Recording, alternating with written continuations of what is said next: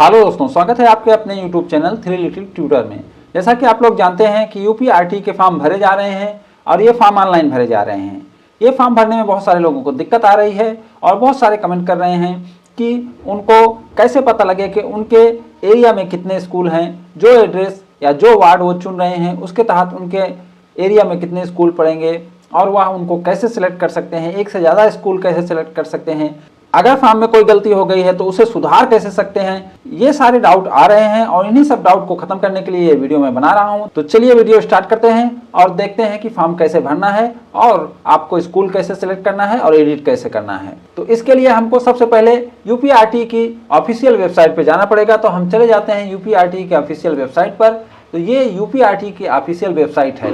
अब यहाँ आप देख सकते हैं कि यह वेबसाइट का मेन पेज है। यहाँ जाने से आपको होम पेज पे आप पहुँचेंगे और वहाँ से अलग अलग जगह जा सकते हैं, लेकिन यही मेन पेज पे ही आपको list of mapped private school का लिंक भी दिया गया है, लॉटरी रिजल्ट का लिंक भी दिया गया है, स्कूल लॉगिन का भी लिंक दिया गया है, स्टूडेंट रजिस्ट्रेशन का भी लिंक दिया गया है। तो आप यहाँ से डायरेक्ट जा सकते हैं या फिर होम पेज पर जाकर इन सब में जा सकते हैं। तो आपको मैं सबसे पहले होम पेज पर ले चलता हूँ और दिखाता हूँ वहाँ क्या क्या ऑप्शन है। तो हम आ गए हैं यूपीआरटी के होम पेज पर। यहाँ देख सकते हैं बहुत सारे ऑप्शन हैं। यहाँ जैसे आप देखेंगे आरटी नोटिफिकेशन का ऑप्शन है, एडमिशन प्रोसेस का है, यूजर मैनुअल का है, list of map private school का है। इसी तरीके से बहुत सारे आप देख सकते हैं। इसमें ऑप्शन इधर भी दिए गए हैं, इधर भी दिए गए हैं। तो मेन ऑप्शन है वो मैं बता देता हूँ। जैसे आपको यूजर मैनुअल देखना है, ऑनलाइन एप्लीकेशन स्टूडेंट लॉगिन जो वहाँ मेन पेज पे दिखा रहा था, यहाँ से देख सकते हैं, लॉटरी रिजल्ट यहाँ से देख सकते हैं, सीट अलॉटमेंट रिजल्ट यहाँ से देख सकते हैं। बाकी बहुत सारे ऑप्शन इसमें दिए गए हैं और इसी के थ्रू आप जा सकते हैं। तो जैसे हमको जाना है ऑनलाइन एप्लीकेशन स्टूडेंट लॉगिन में जाना है, तो हमको इसको क्लिक करना है। यहाँ क्लिक करने पर ये रजिस्ट्रेशन पेज खुल गया। अब ये जो रजिस्ट्रेशन पेज है, यहाँ पे जो पहले से रजिस्टर हो गए हैं, जो फॉर्म भर लिए हैं या रजिस्ट्रेशन हो गया है, उन्हीं लोग यहाँ से लॉगिन कर पाएंगे और नए लोग जो आएंगे वो यहाँ से लॉगिन नहीं कर पाएंगे क्योंकि उनके पास रजिस्ट्रेशन नंबर नहीं है। तो उनको कहाँ जाना पड़ेगा? न्यू स्टूडेंट रजिस्ट्रेशन पर जाना पड़ेगा। यहाँ क्लिक करेंगे तब यह पेज खुलेगा। अब यहाँ से आप रजिस्ट्रेशन कर सकते हैं और फॉर्म भर सकते हैं। यही चीज़ बाहर भी दिया गया है। मैं आपको बोलूँगा कि आप डायरेक्ट स्टूडेंट रजिस्ट्रेशन में जाइए। तो उसमें कैसे जाएंगे चलिए दिखा देता हूँ। ये आ गए हम मेन पेज पर। यहाँ देखिए स्टूडेंट रजिस्ट्रेशन लिखा हुआ है। इसमें जाने से हम डायरेक्ट रजिस्ट्रेशन वाले पेज पर पहुँच जाएंगे और वहीं से हम रजिस्ट्रेशन कर लेंगे। तो हम वहाँ चलते हैं। तो हम पहुंच गए हैं रजिस्ट्रेशन वाले पेज पर। अब यहाँ हमको रजिस्ट्रेशन करना है। तो रजिस्ट्रेशन कैसे करना है वो देख लीजिए। सबसे पहले हमको डिस्ट्रिक्ट चुनना है, तो हम डिस्ट्रिक्ट चुन लेते हैं। हमने डिस्ट्रिक्ट चुन लिया। उसके बाद हमको चुनना है एरिया टाइप, यानी आप शहरी क्षेत्र में रहते हैं या ग्रामीण क्षेत्र में रहते हैं। तो मैं अर्बन चुन लेता हूँ, शहरी क्षेत्र चुन लेता हूँ। फिर टाउन या ब्लॉक चुनना है, तो इसमें मैं चुन लेता हूँ नगर निगम लखनऊ। उसके बाद आपको ग्राम पंचायत या वार्ड चुनना है। जैसे आप अगर गांव में हैं, यहाँ अगर आपने रूरल चुना हुआ है तब आपको ग्राम चुनना है, और अगर यहाँ आपने अर्बन चुना है तो वार्ड चुनना है। तो हमने अर्बन चुना है तो यहाँ हमको वार्ड चुनना रहेगा। तो मैंने वार्ड चुन लिया है। अब बच्चे का फुल नाम चुनना है। मैंने बच्चे का नाम भी भर दिया है। अब मोबाइल नंबर भरना है। मैंने मोबाइल नंबर भी भर दिया है। अब बच्चे का डेट ऑफ बर्थ चुनना है। मैंने बच्चे का डेट ऑफ बर्थ भी भर लिया है। अब चुनना है कि बच्चा मेल है या फीमेल, तो बच्चा मेल है, मैंने मेल चुन लिया। उसके बाद अब यहाँ पर कैटेगरी चुनना है। कैटेगरी में दो कैटेगरी है, एक अलाभित समूह है और एक दुर्बल वर्ग है। तो दोनों को पहले समझ लेते हैं। अब अलाभित समूह में कौन आता है उसे देख लेते हैं। तो अलाभित समूह में इतने लोग आते हैं, यानी अनुसूचित जात, अनुसूचित जनजात, सामाजिक और शैक्षिक रूप से पिछड़ा वर्ग, निःशक्त अथवा विकलांग बच्चा, एचआईवी अथवा कैंसर पीड़ित अभिभावक का बच्चा, निराश्रित बेघर बच्चा, ट्रांसजेंडर, इतने लोग अलाभित समूह में आते हैं। तो इनमें से जो आएंगे उनको यहाँ अलाभित समूह चुनना है। और अगर इनमें से आप नहीं हैं तो आपको दुर्बल वर्ग चुनना है, यानी अगर आप इनमें से आते हैं तो आपको दुर्बल वर्ग चुनना है, यानी जिसके माता पिता या संरक्षक की अधिकतम वार्षिक आय 1 लाख तक हो, विकलांगता, वृद्धा अथवा विधवा पेंशन प्राप्त करता हो, तो वो दुर्बल वर्ग में आएंगे। अब अगर इनमें से दोनों में से आप किसी में नहीं आते यानी आप इन पूरे ग्रुप में किसी में नहीं आते हैं तो आपको ये फॉर्म नहीं भरना है, यानी आप ये फॉर्म नहीं भर सकते हैं। तो इनमें किसी में से आना चाहिए। अगर आप ये 3 नंबर में आएंगे तो यहाँ दुर्बल वर्ग चुनना है, और अगर आप 2 नंबर यानी अलाभित समूह में आएंगे तो यहाँ अलाभित समूह चुनना है। अब एक चीज और ध्यान देंगे कि जब आप अलाभित समूह भरेंगे तब कास्ट सर्टिफिकेट यहाँ मांगेगा, और जब आप दुर्बल वर्ग भरेंगे तो यहाँ इनकम सर्टिफिकेट नंबर मांगेगा। तो ये बच्चा दुर्बल वर्ग का है तो यहाँ मैं इसका इनकम सर्टिफिकेट नंबर डाल देता हूँ। ये डेमो के लिए मैं बना रहा हूँ वीडियो, तो इसलिए इसमें सब ऐसे ही नंबर मैं डाल रहा हूँ। अब आपको डॉक्यूमेंट अपलोड करना है। तो डॉक्यूमेंट क्या अपलोड करेंगे, जो आप यहाँ चुने हैं। जैसे आपने यहाँ दुर्बल वर्ग चुना है तो आपको दुर्बल वर्ग का डॉक्यूमेंट अपलोड करना है, और यदि आपने यहाँ अलाभित समूह चुना है तो यहाँ आपको अलाभित समूह का डॉक्यूमेंट चुनना है। तो मैं यहाँ दुर्बल वर्ग का सर्टिफिकेट अपलोड कर देता हूँ। मैंने डॉक्यूमेंट अपलोड कर दिया है। अब अगर बच्चा जुड़वा है तो यहाँ जुड़वा पे क्लिक करेंगे और यहाँ कैप्चा कोड डालेंगे, और अगर बच्चा जुड़वा नहीं है तो इसको टिक नहीं करेंगे, इसे अनटिक कर देंगे और रजिस्टर करेंगे। यहाँ एक चीज ध्यान देंगे कि इमेज शुड बी जेपीईजी या जेपीजी फॉर्मेट में हो और वह 100 KB से कम का हो। तो मैंने पूरा रजिस्ट्रेशन का फॉर्म भर दिया है। आप एक बार इसे चेक कर लें, उसके बाद यहाँ से रजिस्टर कर दें। मैंने चेक भी कर लिया है। अब मैं इसे रजिस्टर कर देता हूँ। अब रजिस्ट्रेशन का स्टेप पूरा हो गया है। तो स्टूडेंट रजिस्ट्रेशन स्लिप इस तरीके से खुलकर सामने आएगी। यहाँ से आपको इसका प्रिंट ले लेना है और इसका प्रिंट रख लेना है। अब हमें आगे फॉर्म भरना है। तो आगे फॉर्म भरने के लिए हमें नीचे जाके क्लिक करना पड़ेगा। तो ये जो हरे रंग का दिख रहा है कंप्लीट द फॉर्म, इस पर हमको क्लिक करना है। इस पर क्लिक करके हमको फॉर्म को कंप्लीट करना है। हमने क्लिक कर दिया। जैसे ही क्लिक करेंगे एक नया पेज खुलकर सामने आएगा। आप इसमें देख सकते हैं कि फादर का नाम, मदर का नाम, अल्टरनेट मोबाइल नंबर अगर आप देना चाहें, voter card number, EPIC number, address और monthly income, mode of application, ये सब आपको भरना है। तो इसे मैं भरकर तब आपको आगे की प्रक्रिया दिखाता हूँ। उसके बाद मोड ऑफ एप्लीकेशन चुनना है। तो आप इसमें क्लिक करेंगे। इसमें बहुत सारे ऑप्शन आते हैं। इससे आप खुद भर रहे हैं फ़ोन से, इंटरनेट कैफ़े या कंप्यूटर द्वारा, कोई दूसरा भर रहा है आपका इंटरनेट कैफ़े द्वारा, कोई दूसरा भर रहा है जो आपका रिलेटिव या फ्रेंड है, दूसरा भर रहा है एनजीओ द्वारा, गवर्नमेंट कियोस्क लोकवानी ई सुविधा या सीएससी द्वारा भरा जा रहा है, स्कूल के द्वारा भरा जा रहा है, कोई वकील भर रहा है या बीएसए ऑफिस द्वारा भरा जा रहा है। तो इसको मैं खुद भर रहा हूँ, इसलिए मैं इसको पहला वाला चुनूंगा। आप जहाँ से भरवा रहे हैं वो चुन सकते हैं, इसका कोई इशू नहीं है। आप जहाँ से भी आप फॉर्म भर रहे हैं उसको चुन लीजिएगा। तो ये स्टेप पूरा हो गया। अब इसके बाद नेक्स्ट स्टेप है अपलोड डॉक्यूमेंट। अब अपलोड डॉक्यूमेंट में नोट लिखा हुआ है ओनली जेपीजी और JPEG image will be uploaded, image size should be less than 100 KB। तो बोल रहे हैं जो डॉक्यूमेंट आप अपलोड करोगे वह जेपीईजी फॉर्मेट या जेपीजी फॉर्मेट में होना चाहिए और 100 KB से कम का होना चाहिए। अब यहाँ एक चीज़ ध्यान देंगे कि जो दुर्बल वर्ग है या ऑटोमेटिक है, इसे हम चेंज नहीं कर सकते क्योंकि इसे हमने रजिस्ट्रेशन के समय चुना था, इसलिए इसको चेंज नहीं कर सकते।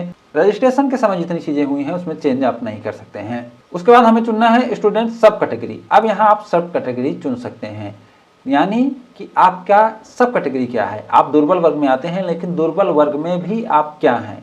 तो यहाँ देखिए, जिसके माता पिता या संरक्षक की अधिकतम वार्षिक आय 1 लाख रुपए तक हो, या विकलांगता, वृद्धावस्था, विधवा पेंशन प्राप्त करता, ये 2 ही ऑप्शन है, इसमें से एक चुनना है। तो यह बच्चा 1 लाख से कम आय वाला है, तो मैं इसी को चुन लेता हूँ। अब यहाँ आपको इसका डॉक्यूमेंट भी अपलोड करना रहेगा। तो सबसे पहले मैं यहाँ सब चुन लेता हूँ, फिर डॉक्यूमेंट अपलोड करूँगा। फिर एड्रेस प्रूफ में आप कुछ भी चुन सकते हैं, ration card, voter card, Aadhaar card, भू अधिकार पत्रिका, passport, driving licence, other government document having address on it, यानी कोई भी सरकारी कागज जिसपे आपका एड्रेस मेंशन हो उसे चुन सकते हैं। तो मैं यहाँ आधार कार्ड चुन रहा हूँ, मैंने यहाँ आधार कार्ड चुन लिया है। उसके बाद student age proof, date of birth का प्रूफ चुनना है। उसमें आप अस्पताल या सहायक नर्स एवं मिडवाइफ पंजीकरण अभिलेख चुन सकते हैं। जन्म एवं मृत्यु संबंधी ग्राम पंजीयन नगर निगम से प्रमाण पत्र को चुन सकते हैं।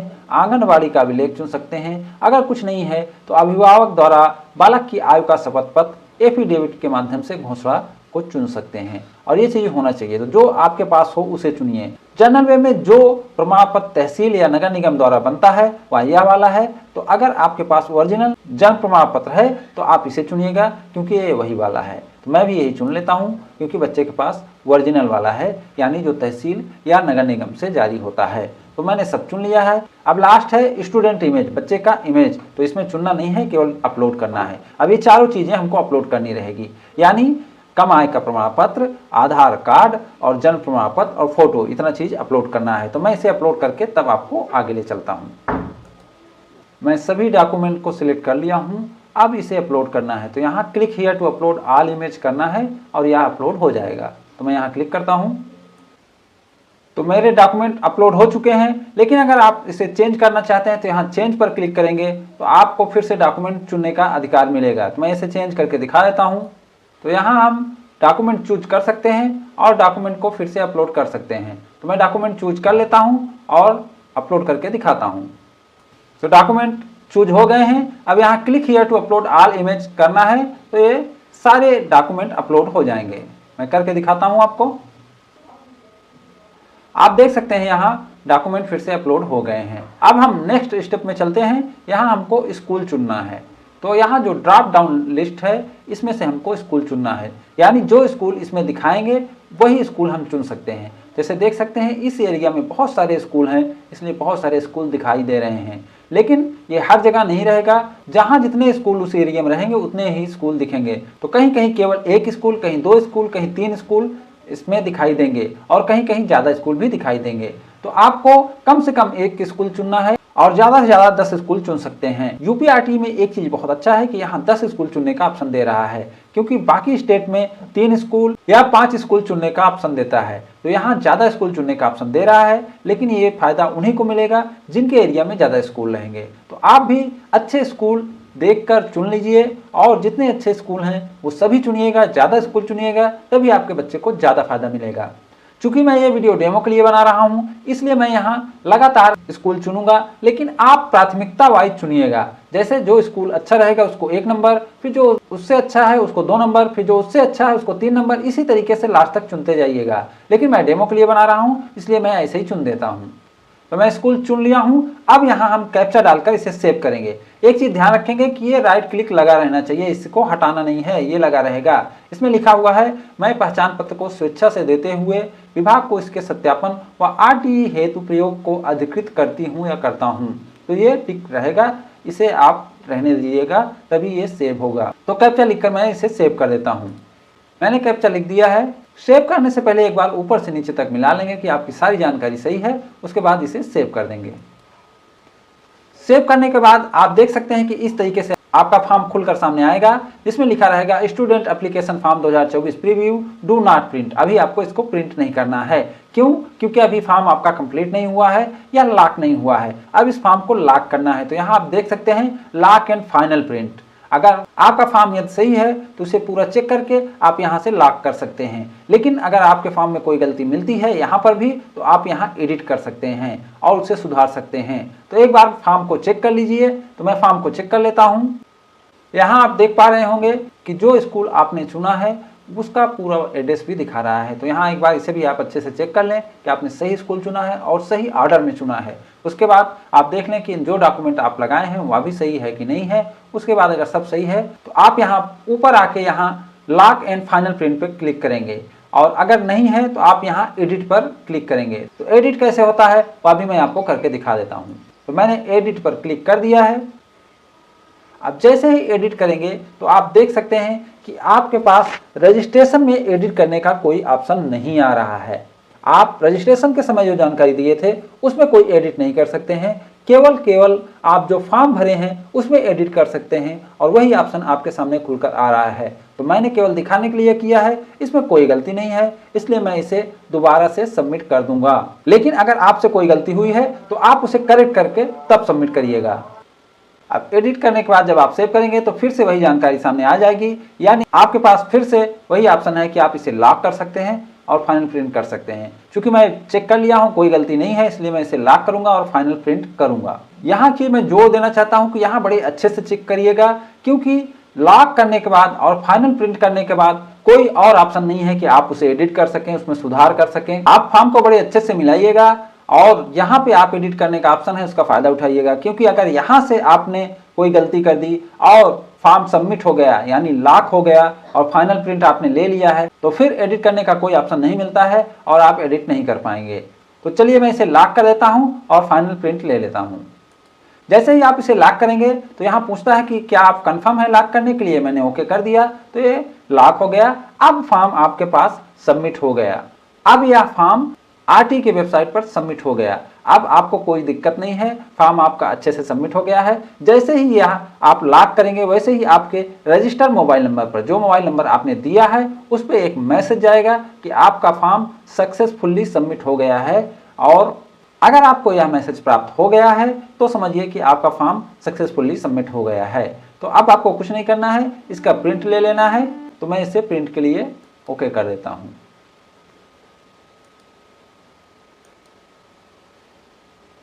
तो मैंने इसका फाइनल प्रिंट भी ले लिया है और अब ये फॉर्म सबमिट हो गया है। तो अब ये फॉर्म सबमिट हो गए हैं। अब आपको कुछ नहीं करना है। जैसे ही लॉटरी रिजल्ट आएगा उसमें अगर आपके बच्चे का नाम आता है तो आपको जो स्कूल मिलेगा वो स्कूल में जाकर आपको वहाँ वेरिफिकेशन करना रहेगा और वहाँ पे एडमिशन लेना रहेगा। बहुत सारे लोग का कमेंट आ रहा था कि एडिट का क्या ऑप्शन है, तो यही ऑप्शन था। यानी अगर आप लॉक कर दिए तो एडिट का कोई ऑप्शन नहीं मिलेगा। और एक लोग का कमेंट आ रहा था कि वह पिताजी का नाम डालना भूल गए हैं, तो वह कैसे करें। तो ऐसा नहीं है, अगर आप पिताजी का नाम डालना भूल जाएंगे तो वह लेगा ही नहीं, पिताजी का नाम डलाया होगा। आप फॉर्म में देखिए, अगर कुछ नहीं है तो कम से कम उसमें एक डॉट लगा होगा, कुछ न कुछ लिखा होगा, तभी सबमिट होगा, नहीं तो सबमिट नहीं होता है। तो उम्मीद करता हूं कि ये जानकारी आपको अच्छी लगी होगी। अगर अभी भी आपके मन में कोई डाउट है तो आप हमें कमेंट कर सकते हैं, हम सभी कमेंट का जवाब देते हैं। उम्मीद करता हूँ वीडियो अच्छा लगा होगा। अगर ये वीडियो आपको अच्छा लगा हो तो इसे लाइक एंड शेयर करें और हमारे चैनल को सब्सक्राइब भी करें। Thank you for watching.